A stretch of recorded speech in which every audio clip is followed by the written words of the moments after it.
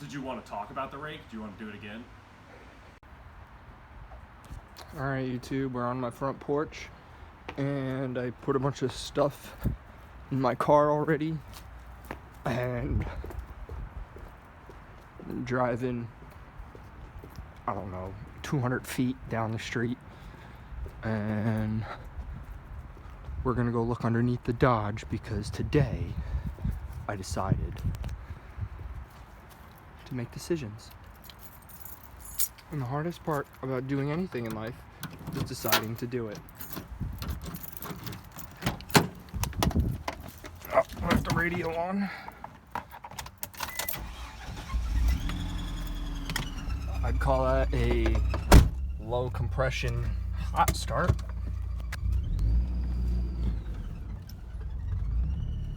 So we are on our way.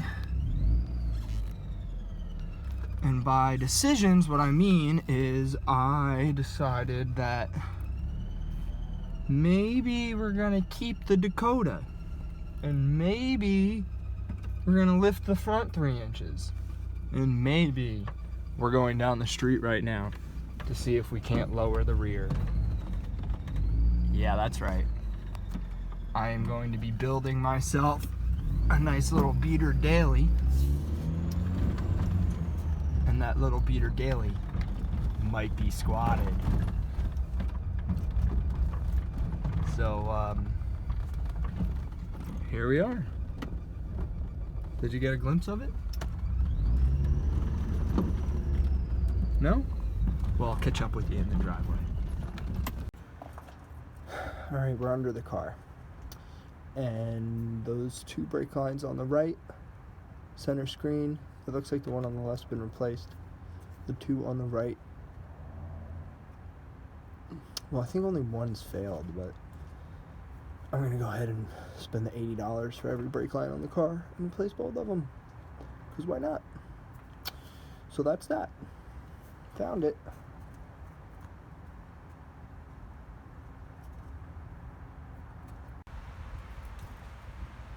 Alright, well, it is late as fuck now. Well, not late, but dark. And I got her up on some kind of jack stands and blocks in the back, but all 4 wheels still touch the ground.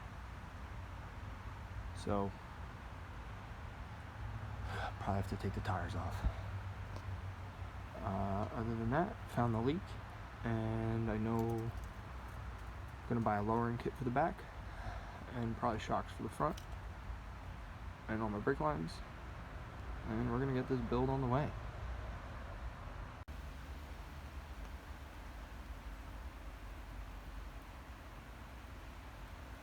So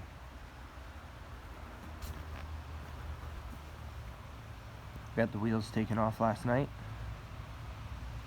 I took out that fender well, and I loosened a few brake lines. Got some shocks unloosened. But it's fucking snowing. I'm gonna go do something else.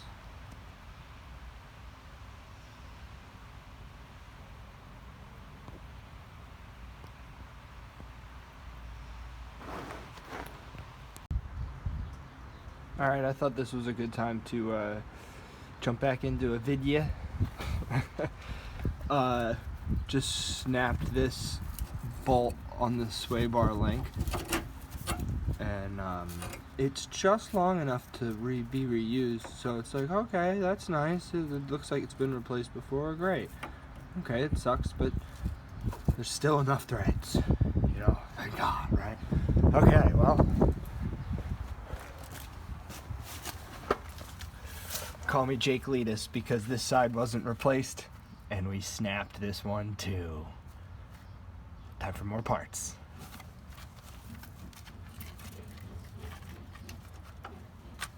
Snap the new one, snap the old one.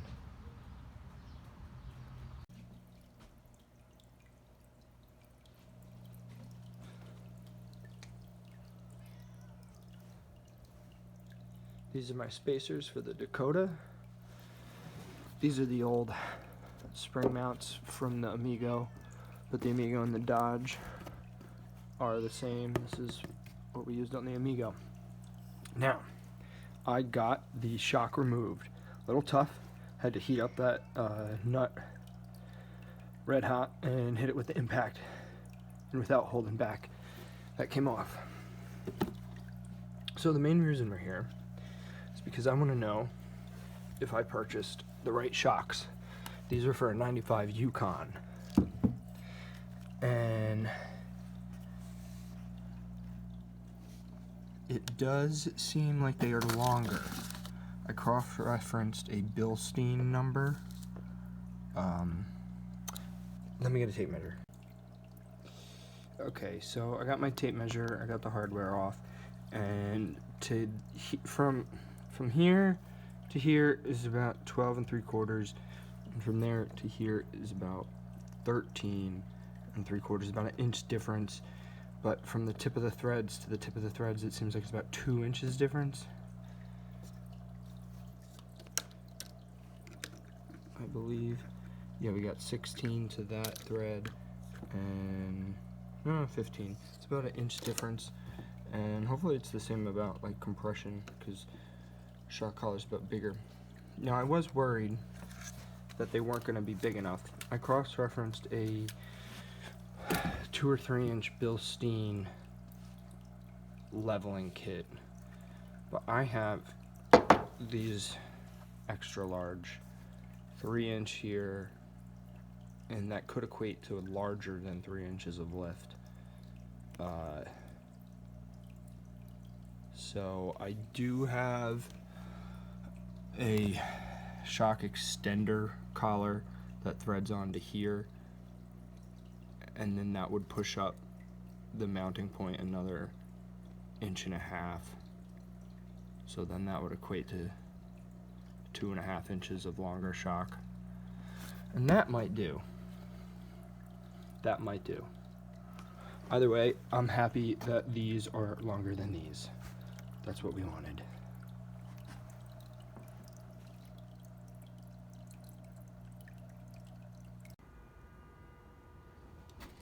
So I decided that my spacers were too tall, so I cut exactly 1 inch off.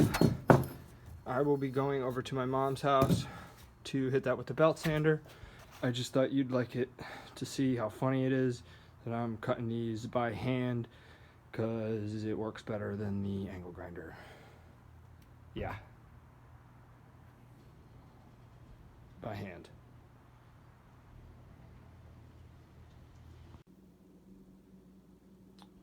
Okay, we're really jumping around here. I am now in the basement up the street, pulling out these rusted out broken bake lines from these two, I guess you would call them, distribution blocks. So I got these ones out. All the brake lines were replaced and had these like converters. I think I have to reuse this one. That one obviously can't reuse. So that's where we're at. See you later. Alright, got the bumper painted black and the lights installed. They are not wired in yet.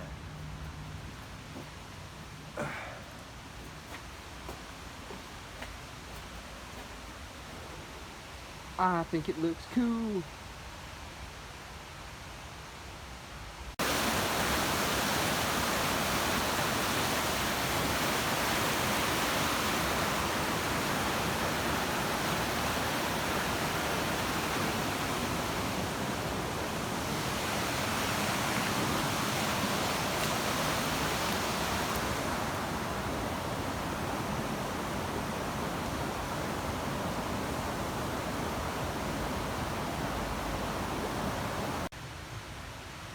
So I just walked down to the creek to look for cinder blocks so that I could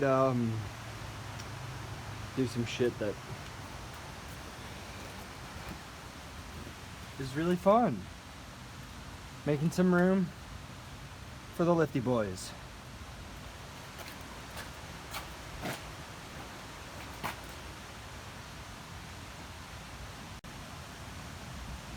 Well, that's still trucked up, but I made it nicer.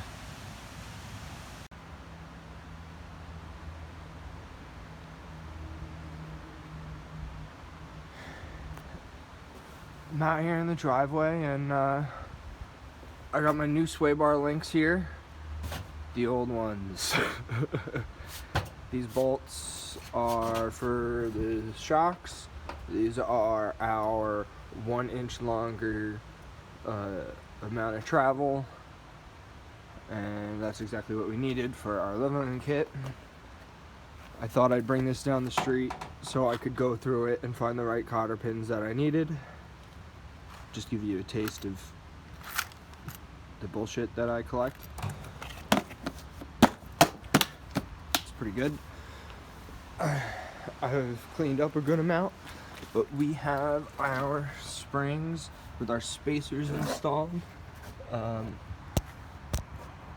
They are up there. All of the brakes are in.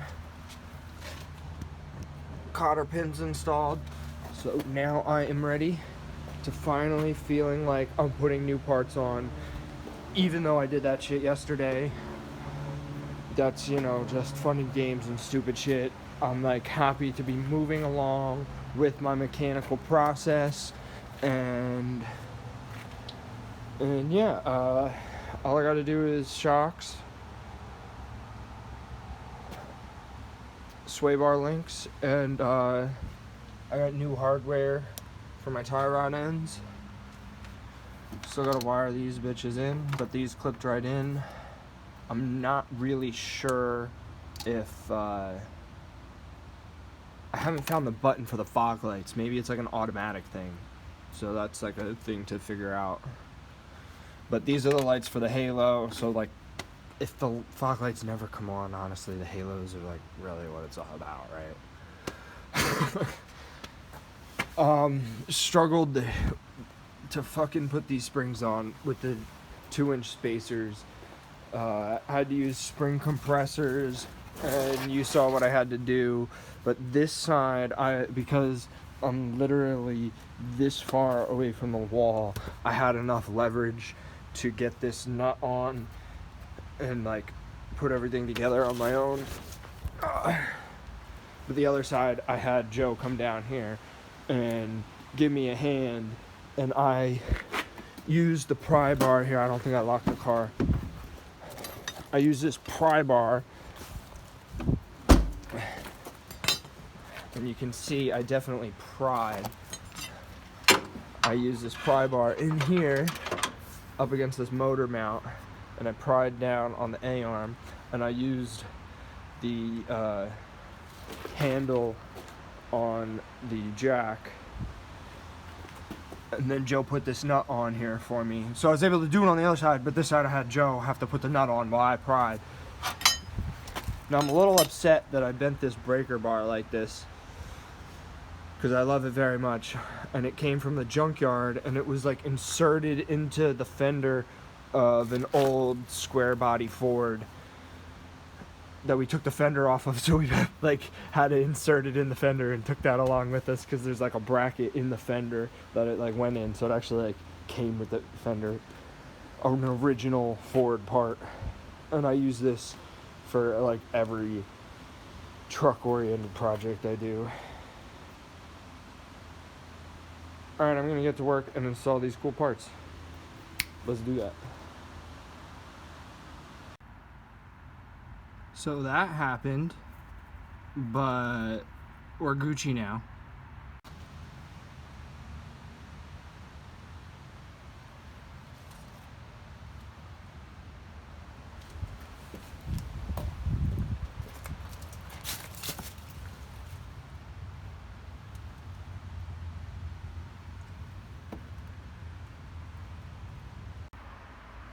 Alright, well, put the 3-inch lift on, got it back on the ground, and got all the bleeders open, so we're just gravity bleeding right now. But you know, you gotta get back on the ground. Here she is. Here's the vision.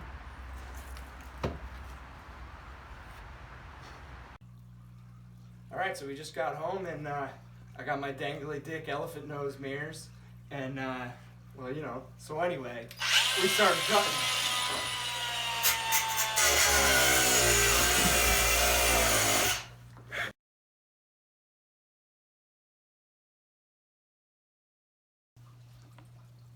Don't worry, we're just cutting this stupid nub off that doesn't make clearance up against the body.